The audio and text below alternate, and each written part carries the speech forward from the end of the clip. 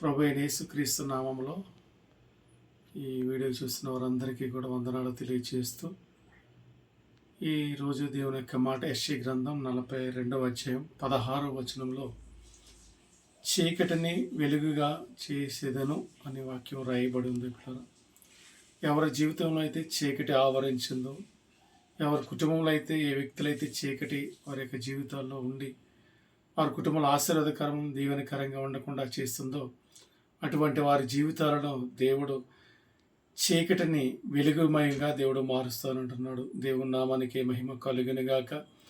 ఈరోజు ఈ మాటలు వింటున్న అనేక మంది జీవితంలో ఏదో ఒక చీకటి వారిని ఆవరిస్తూ ఉంది.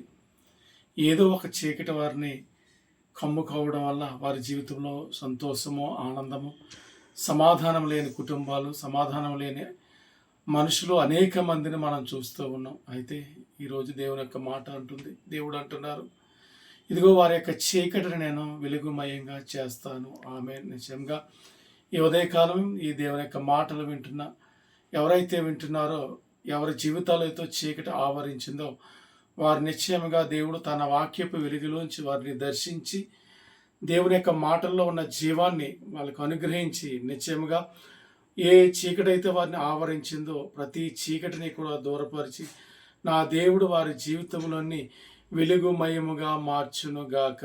ఆమె నిశ్చయంగా దేవుడు ప్రతి ఒక్కరి జీవితాలని కూడా చీకటిలో ఉన్నవారిని చీకటిమయమైన జీవితాలని వెలుగుమయముగా మార్చగల సమర్థుడే మనం ఆరాధిస్తున్న యేసు క్రీస్తు. పిల్లరా, ఆయన ఈ లోకానికి శరీరధారిగా వచ్చినప్పుడు ఒక ప్రాంతం వెళ్ళారన్నది గెరాసైనుల ప్రాంతము. ఆ ప్రాంతంలో అప్పటికి ఒక యవనస్తుడు ఇంచుమించు 2000 దయ్యములతో పట్టి బాధించబడుతున్నాడు.